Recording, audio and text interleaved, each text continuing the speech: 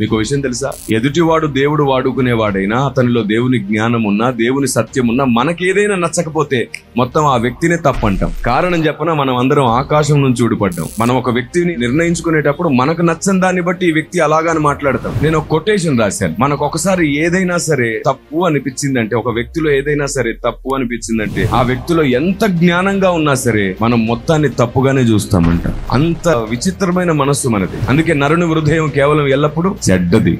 ఒక్కసారి ద్వేషించడం ప్రారంభించామంటే, ఆ ద్వేషించే వ్యక్తులు ఎంత మంచున్నా సరే మనకు చెడ్డగానే కనబడుతుంది. అందుకే బైబిల్ ఒక మాట ఉంటుంది, తీపిని చేదని, చేదును తీపి అని చెప్పువారు కలరు, వీరిరువురు యెహోవాకు హేయులు. ఒక్కసారి ఆలోచించండి, ఎదుటున్న వ్యక్తి నీకు నచ్చాడా లేదా అనే దాన్ని బట్టి నువ్వు డిసైడ్ అవుతున్నావు కదా, దేవునికి నచ్చాడా లేదా అని ఒకసారి ఆలోచించి చూడండి. భయం వేస్తుంది ఏ వ్యక్తిని కూర్చైనా తప్పుగా అనుకోవడానికి. ఒకడు తప్పు ఒకడు ఒప్పు అని చెప్పి నిందలు వేస్తూ పోతుంటే సంఘానికి ఎప్పుడు లాభం ఉండదు. వ్యక్తిగత దూషణ కంటే కూడా వ్యక్తిగత నిర్మాణమే దేవుని దృష్టికి యోగ్యమైనది. ఒకరిని వ్యక్తిగతంగా కలవకుండా, నేరుగా మాట్లాడకుండా, అతని క్యారెక్టర్ ఏమిటో కూడా నిర్ణయించే స్థాయి జ్ఞానం పొందారంటే వీళ్ళు ఏ ఆకాశం నుంచి ఊడిపడ్డారో చూడండి. పై రూపాన్ని చూసి నిర్ధారణ చేసేస్తున్నారు కదా. బుక్ కవర్ పేజ్ ను చూసి జడ్జిమెంట్ ఇవ్వకూడదు అంటారు. లోపటున్న సంగతి పైనున్న కలర్ తో ముడిపడి లేదు, సబ్జెక్ట్ తో ముడిపడి ఉంటుంది. నీకు పై రూపంగా కనబడే వాటిని బట్టి ఒకని భక్తి అంచనా వేయలేం. వారితో కలిసి ఉంటే ఒకసారి, వారితో మాట్లాడితే ఇంకోసారి నీకు అర్థమవుతుంది వారి తీర్మానం ఏమిటో, వారి మనస్సు ఏమిటో, వారి ఆలోచన ఏమిటో. పై రూపాన్ని చూసి వేలు చూపును బట్టి తీర్పు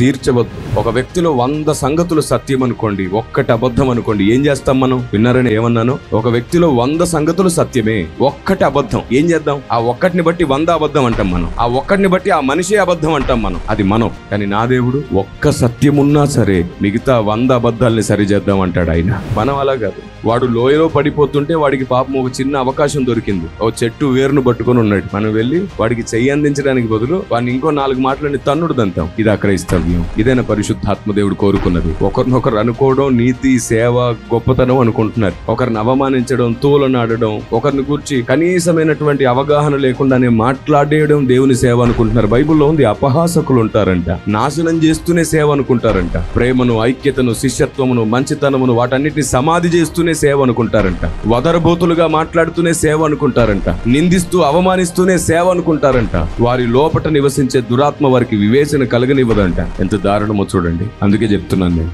ఒక మనిషి ఆవేశపడడంతో పని జరగదు, ఆలోచన ప్రకటించడంతోనే పని జరుగుతుంది. దేవుని ఆలోచన ప్రకటిద్దాం ఓపికతో. వినకపోతే తీర్పు తీర్చే యజమాని ఒక ఆయన ఉన్నాడు. ఆయన నీకంటే సంఘం కోసం బాధ్యత కలిగిన దేవుడు. Praise the lord.